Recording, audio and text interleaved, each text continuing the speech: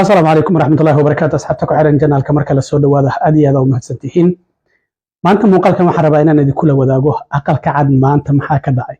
مدحونها ودنك يوكرين فراديمير زيلينسكي أيا يمت مريكان كا وهاي ساك وذا كل من ترامب. لكن أوفل أوفيس كا وحيابا ولي تاريخ ذا أن خري ودعين أيا كداعي. هذا بقى أرنتاسي محيتهاي هالشيء اللي فيليين لكلا صحيح ذو شركة جرائد اللي فيليين gabi ahaanba waa la kansalay Zelensky waxa la yiri ka bax aqalka cad arintaasi sidee ku dhacday ayaan rabaa inaan idin la wadaago soo dhawaada ka fikir sababta aad ugu biirtay wadista gawaarida muxurnimada jadwalkaaga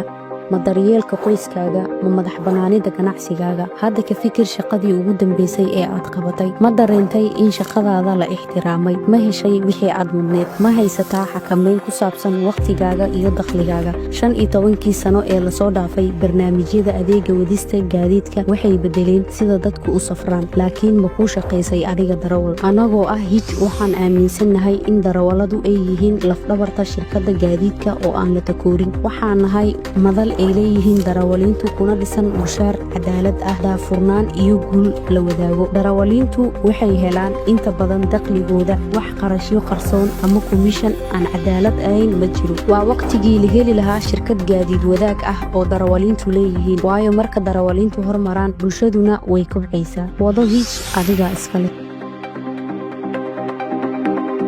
umrada sanadkan salaama group waxay idin haysaa adeegyo cusub waxaana kamid ah adeegyadaas hoteello u dhow labada xaram ee Makka iyo Madiina loogana lugeyn karo xilliyada salaada gaadiid aad ku soo booqan doonto goobaha muqaddaska ah ee lagu xusayo taariikhda islaamka baridda qaabka loo guto acmaasha umrada umreynta waalidka ama walaalka oo geeriyooday ama aan awoodin haddii aad tahay qof qaba baahi khaas ah xagga caafimaadka waxaan ka caawin doonaa gudashada acmaasha haddaba ku soo dhawow qiimo jaban oo ku raali gelin doona wixii faahfaahintaasi dheer fadlan waa WhatsApp number eber 965459284 mahadsanidin madaxweynaha waddanka Ukraine Volodymyr Zelensky ayaa yimid Mareykanka si heshiis dhinaca macdanta oo gaarka u leeyahay waddanka Ukraine in Mareykanku maadaama lacag fara badan uu siiyay 3 sano oo dagaalka kula jiray waddanka Ruushka Trump wuxuu yiri lacagtaasi nagama dhimato tush ma gubata maqla jirtay lacagtaasi nagama dhimato marka wuxuu yiri macdanta Ukraine ay leedahay waa in konton boqolkiiba nala siiya marka heshiis sidaas ayaa jiray marka maanta waxa uu yimid madaxweynaha Ukraine heshiiskaasi uu u saxiixo Trump uu la kulmo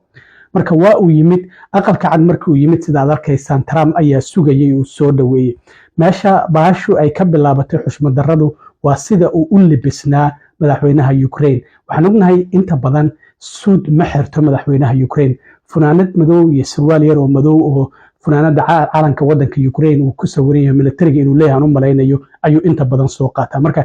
aqalka cad hadii aad imaanayso oo madaxweynaha la kulmayso waxa munaasabiyan ah in suud aad soo xirato iyo taageerood soo taagto shalay ra'iisul wasaaraha Ingiriiska ayaa joogay waa uu xirnaa madaxweynaha Faransiiska ayaa ka horeeyay ra'iisul wasaaraha Israa'iil lamaantoodba suudad ayay xirnaayeen marka ninkan markii uu yimid isla markiiba Trump waxa la arkayay isagoo isbedelay macnaha oo xitaa wariyaashu ay weydiiyeen xushmad daradan aan muujinaysa maxay tahay Zelensky aqalka cad ayaa la tagay Oval Office-kii ayaa la fariistay halkaasi Trump inta badan waxa uu jecel yahay kaamarada horteeda inuu kula hadlo madaxda marka la kuraasti Oval Office-ka ayaa waxa la fariistay aqalka cad si halkaasi markaasi kadib loogu wada hadlo wada hadalkii ayaa markii uu bilowday oo daqiiqado yar uu socday ayaa bahashu waxa ay tagtay taag iyo muran markii Zelensky uu yiri Putin lama aamini karo wuxuu yiri ninkaasi nin la aamini kara ma ahan marka waxa uu Trump doonayay in heshiiskaasi la kala saxiixdo maanta marka la qadeeyo kadib xitaa shirki jaraa'id oo la qaban lahaa kuraasti waatana shirki jaraa'id ma aysan dhicin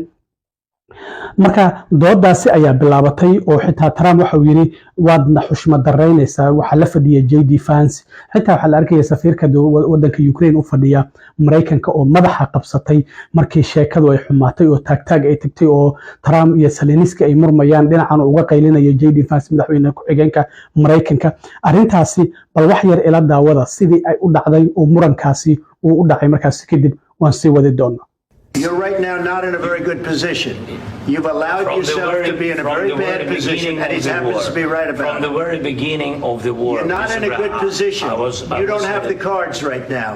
With us, you start having cards. Right now, you don't. You're playing cards. You're playing cards. You're gambling with the lives of millions of people. You're gambling with World War III. You're gambling with World War III. And what you're doing is very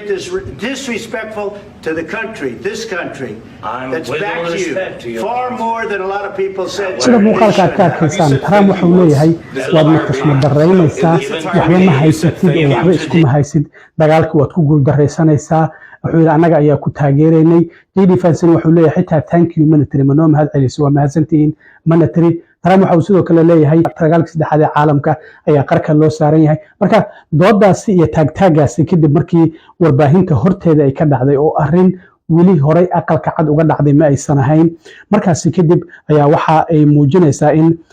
Trump uu yiri ninkan aqalka cad haba laga saaro waxa la arkayaa ninkii madaxweynaha Ukraine Volodymyr Zelensky oo la soo sagootiyay isla markaana sidoo kalena gaariga SUV-ga ee madowga iridda ku sugayay raacay marka heshiiskii la filayay in la kala saxiixdo shirkii jaraa'id ee la filayay waa kuwaas kuraasti oo inay si wada jir u qabtaan gabi ahaanba meeshii kama dhicin ninkii madaxweynaha Ukraine Volodymyr Zelenskyna aqalka cad sidaasi ayuu uga baxay marka Trump qoraal ayuu soo saaray markii Zelensky uu aqalka cad ka tagay uu yiri aqalka cad gabi ahaanba laga saaro qoraalkan waxa uu ku bilaabanayaa waa qoraal ka soo baxay madaxweyne Donald J Trump waxa uu yiri waxaan yeelanay wada hadallo micno sameynaya aqalka cad aan ku yeelanay wax badan ayaan kala baranay oo aan horay aanan isaga aqoonin wada hadalkeenu waxa uu ahaa mid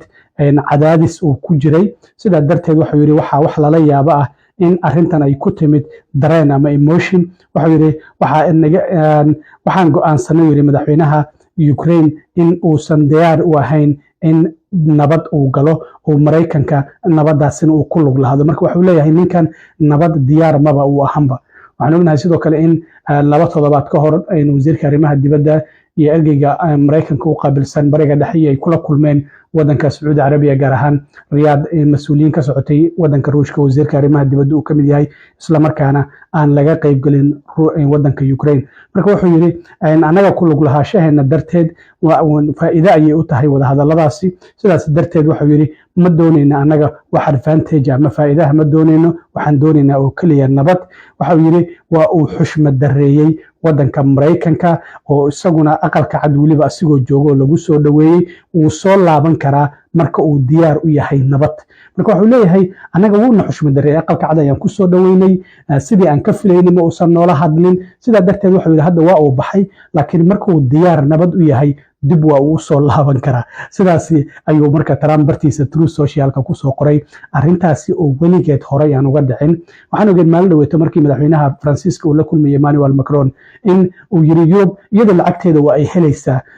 anaga ay doonaysaa in ay gaariga hoostiisa nagu torto lacagteena aan helno ka qabtay markaasi madaxweyne Emmanuel Macron uu yiri ma anaga lacagtaasi waa bixinay madaxweyne marka deyna ma ahan sida Mareykanka ma doonayna inaan dib u soo ceshano sidoo kale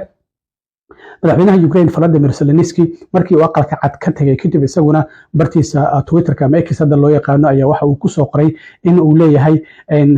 thank you America waa mahadsantihiin taageeradiina iyo sidoo kalena booqashadan halkan ku imid Congress-ka Mareykanka sidoo kale way mahadsan yihiin Ukraine hadda waxa ay doonayso waxay tahay nabad waarto arintaasi ayaana ah dhab ahaantii waxa aan ka shaqeynayno marka sheekada asagana intaas kooban ayuu soo qoray marka taag weyn ayaa ka dhacay aqalka cad ee Mareykanka maanta ninkii Trump ahaa oo waliba ay dhinac fadhiyeen madaxweyne ku-xigeenkiisa dhinaca kalena madaxweynaha Ukraine oo la yiri markii hore xushmad darrada waxa uu ka bilaabay qaabka uu soo labistay sheekadaasi ayaa dhaxmartay doodaasi aqalka cad ku dhaxmartay waxba la isku mareeba ninkii Trump ahaa waa uu carooday aad ayuu u xanaaqsanaa marka waanu arki doonaa haddii mar kale dib la isugu soo laabto oo heshiiskaasi la saxiixa laakiin kir iyo kac iyo kud ayaa lagu kala tagay oo ninkiina aqalka cad waa laga saaray Volodymyr Zelensky madaxweynaha Ukraine marka inuu hadda baxay oo duulay iyo in kale wali ma hubo laakiin aqalka cad horta waa uu ka tagay waxa la filayay maanta 5 saac ayuu kulankaasi ahaa in la isla qadeeyo heshiiskaasi la saxiixo warbaahinta horteeda kadibna shir jaraa'id ay si wada jira u qabtaan marka waxa in xitaa madaxweynaha Ukraine uu leeyahay anaga heshiiskan macdanta haddii aan saxiixno oo maraykanka aan siino 50% yaa noo damaanad qaadanaya in ruushku mar kale aysan soo weeraraynin xitaa sidoo kale Trump waxa uu leeyahay in ruushku waa in ay dhulkii ay kala wareegeen Ukraine qaar dib u soo celiyaan madaxweynaha Ukraine waxa uu leeyahay dhamaanba dhulkiina la ka qabsada anagu waa dhulkeena waan u baahanahay in dibna loo ku soo celiyo marka sheekadu waa adag tahay ninka Trump aha waxa uu doonayay in heshiiskan intuu ka saxiixdo ninkan uu yiraahdo nabad ayaa la gaaray ruushka iyo Ukraine waa ay heshiiyeen sida darteedna madaxweynaha Ukraine wuxuu yiri anaga damaanad qaad dhinaca amnigeena ayaan u baahanahay haddii aan heshiiskan saxiixayno markii horena waa uu badiidayba horay ayuu u diiday markii hadda ergiga uu Trump u xil saaray wadanka Ukraine tagay lana kulmay Zelensky heshiiskaas inuu saxiixa waa uu diiday laakiin wada hadalla kadib heshiiskan maanta in la saxiixa ayay ahayd laakiin intiiba heshiiskii aan la isla gaarin kulankii Trump iyo Zelensky ay yeesheen ayaa la isku maandaafay lagu murmay wixii la isdhihi karaa la isdahay markaas kadib waxay sababtay Trump inuu caroodo uu yiraahdo warninkan aqalka cad baa laga saaray gabi ahaantiisba sidaasina aqalka cad looga saaro wana arki doonaa sidoo kale waxyaabaha soo kordha aad iyo aad u mahadsantiin asxaabta intaan mar kale kulmi doono waa saaxiibkeen cilmi waaro idin la sida iyo nabadgelyo